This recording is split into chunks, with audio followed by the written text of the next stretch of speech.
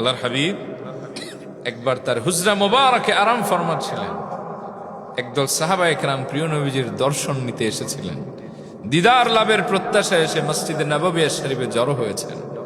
প্রিয় নবীজির আগমনে কিছুটা বিলম্ব দেখে সাহাবায়ে কেরাম গোলাকার হয়ে বসেছেন এবং পূর্ববর্তী নবীদের মর্যাদা নিয়ে আলোচনা করে এক একজন আশ্চর্য প্রকাশ করতে লাগলেন। এক সাহাবী বলে উঠলেন, ইন্নাল্লাহ আস্তাফা আদম, সাইয়েদনা আদম রে আল্লাহ প্রিয় বানিয়েছেন, কি মর্যাদা তার, ফেরেশতাদের দিয়ে সিজদা করাইছেন। আরেকজনে বলে, আমার কাছে অবাক লাগে সাইয়েদনা ইব্রাহিমের ব্যাপারটা, ওয়াত্তাখাযাল্লাহু ইব্রাহিমা খলিলা, আল্লাহ তাআলা সাইয়েদনা ইব্রাহিমকে তার বন্ধু হিসেবে গ্রহণ করেছেন।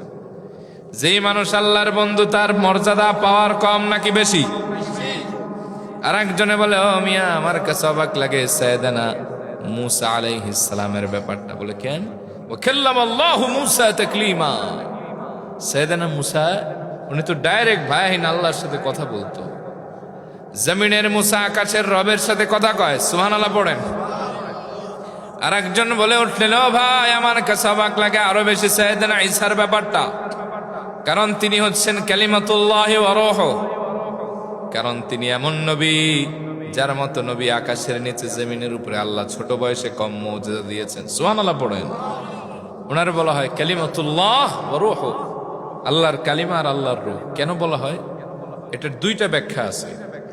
ছোটবেলায় ওনার মা যখন তারে জন্ম দিয়ে নিয়ে আসলেন, কাফেররা এবং ওই জামানার যে মানুষগুলি ছিল তারা তিরস্কার করতে লাগলো, ইয়া উখতা হারুন মা কানা আবুকি ইমরাআ সাউই ওয়া মা কানাত উম্মুকি বাগিয়া, ও হারুনের বোন কামটা করলা কি? তোমার বাপ মা কেউ তো ব্যভিচারী আর ব্যভিচারিণী ছিল না, তো পোলা পাইলা কেমনে? এমনি এমনিই পোলা হয় নাকি? হযরতে মারিয়াম আলাইহিস সালাম চুপ করে রইলেন। ফাআশারাত ইলাইহি, সাইয়েদনা ঈসা তিনি তার কোলে ছিলেন, তার দিকে ইশারা করলেন। তিনি বললেন, আমি কিছু বলবো না, আমার দুধের সন্তান জবাব দিবে। ক্বালু কাইফা নুকাল্লিমু মান কানা ফিল মাহদি সাবিয়্যা, সবাই বলল, হায় এই দুধের দোলনার বাচ্চা আবার কথা বলবে কেমনে? যেই না ইশারা করলেন, সাইয়েদনা ঈসা কোল থেকে দোলনা থেকে জবাব দিলেন, ক্বালা ইন্নী আবদুল্লাহ, আমার মাকে কোনো অপবাদ দিও না, আমার মা কোনো ব্যভিচারিণী না। আমি পরিচয় শোনো, আমি নিজের পরিচয় দিচ্ছি, আমি হলাম আব্দুল্লাহ ঈসা। আতানিয়াল কিতাব ওয়া জাআলানি নবিয়্যা, আল্লাহ আমারে কিতাব দান করেছেন আর আমারে নবী বানিয়ে দিয়েছেন। ওয়া জাআলানি মুবারাকান আইনামা কুনতু ওয়া আওসানি বিস সালাতি ওয়াজ যাকাতি মা দুমতু হাইয়া, আল্লাহ আমি যত জায়গায় যাব, যত জায়গায় থাকবো, সব জায়গাটারে বরকতময় বানিয়ে দিয়েছেন। সুবহানাল্লাহ পড়েন। আর আল্লাহ আমাকে আদেশ করেছেন আমি যতদিন বাঁচবো নামাজ কায়েম করার আর যাকাত আদায় করার। ওই যে দোলনায় বসে মায়ের সতীত্বের সাক্ষী দিলেন আল্লাহর পক্ষ থেকে, এই জন্য তার নাম হয়ে গেছে কালিমাতুল্লাহ।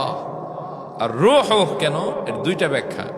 কোরআন শরীফে আল্লাহ বলছেন, আদমের ব্যাপার আর ঈসার ব্যাপার সেম আমার কাছে। আদমের ভেতরে আমি রূহ ফুঁকে দিয়েছি, সাইয়েদনা ঈসা আলাইহিস সালামের ভেতরে আল্লাহ রূহ ফুঁকে দিয়েছেন। সুবহানাল্লাহ পড়েন। আর রূহুল্লাহ বা রূহের আরেকটা ব্যাখ্যা আছে, উনি এমন দামি নবী, কোন কবরের কাছে গিয়ে যদি বলতেন কুম বিইذনিল্লাহ, ও মরা মানুষ আল্লাহর হুকুমে দাঁড়াও, 1000 বছর আগে মানুষ, যে মানুষটা মরে গেছে, দাঁড়িয়ে সাইয়েদনা ঈসারে সালাম দিত। সুবহানাল্লাহ কইবেন না? সাহাবীরা পূর্ববর্তী নবীদের নিয়ে এরকম আলোকপাত করলেন। ফাখারাজা রাসূলুল্লাহ সাল্লাল্লাহু আলাইহি ওয়া আলিহি ওয়াসাল্লাম, আল্লাহর হাবিব হুজরা মুবারক থেকে বের হয়ে এলেন। ফাসাল্লামা আলাইহিম, উপস্থিত সবাইকে নবীজি সালাম দিলেন। দেখেন নবী তার উম্মতরে সালাম দেয়, কিন্তু উম্মত নামধারী আলেম নামক জালেম পাবলিকের সালামের জবাব দেয় না। এরকম আছে না নাই? এবার নবীজি বলেন, ক্বাদ সামি'তু কালামাকুম ওয়া আজাবাকুম, ও সাহাবীরা আমি তোমাদের প্রত্যেকটি কথাই শুনেছি, আশ্চর্য হওয়ার বিষয়টাও বুঝেছি। এবার নবীজি বললেন, শোনো সাহাবীরা, তোমাদের কেউ বলেছে আদম সফিউল্লাহ ওয়া কাযালিক, এটাই তার মর্যাদা। কেউ বলেছে ঈসা রূহুল্লাহ ওয়া কাযালিক, ঈসার মর্যাদা এটাই। আবার কেউ বলেছে মূসা কালিমুল্লাহ ওয়া কাযালিক, মূসা আল্লাহর কালিম, এটাই সত্য। আবার কেউ বলেছে ইব্রাহিম খলিলুল্লাহ, এটাই তার মর্যাদা। তবে সাহাবীরা তোমরা আমার মর্যাদার ব্যাপারে জানো না। আলা ওয়া আনা হাবিবুল্লাহি ওয়ালা ফখর, জেনে রাখো আমি আল্লাহর অন্তরঙ্গ বন্ধু, আমি আল্লাহর হাবিব, তবে আমি রসুলেতে এক বিন্দু অহংকার করি না।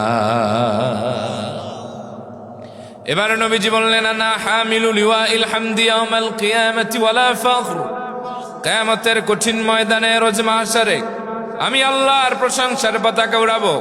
আনা সাইয়্যিদুন নাস ইয়াউমাল কিয়ামা, কিয়ামতের দিন আমি রসুল হব সব মানুষের সাইয়্যিদ, আমার পেছনে সব নবী রাসূল আর মানুষরা দৌড়াবে।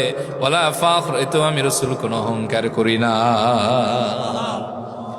আনা আউয়ালু শাফিইন ওয়া আউয়ালু মুশাফফিইন ইয়াউমাল কিয়ামাতি ওয়ালা ফখর, আমি রসুল কিয়ামতের ময়দানে সর্বপ্রথম সুপারিশ করব, আর আমার সুপারিশ সবার আগে গ্রহণ করা হবে, এতেও আমি কোনো অহংকার করি না। সুবহানাল্লাহ পড়েন। আনা আউয়ালু মান ইউহাররিকু হিলাকাল জান্নাহ, আমি প্রথম ব্যক্তি যিনি জান্নাতের কড়া নাড়ব। আমার সম্মানে আল্লাহ জান্নাত খুলে দিবেন, আমি আমার অসহায় গরিব উম্মতদেরকে নিয়ে সবার আগে, অফি রিওয়ায়া 500 বছর আগে জান্নাতে চলে যাব। নবীজি বলেন, আনা আকরামুল আউয়ালিনা ওয়াল আখিরিনা ওয়ালা ফখর, জেনে রাখো আমি শুরু এবং শেষ সব মানুষের ভেতরে সর্বশ্রেষ্ঠ সম্মানিত, এতেও আমি কোনো অহংকার করি না। সুবহানাল্লাহ।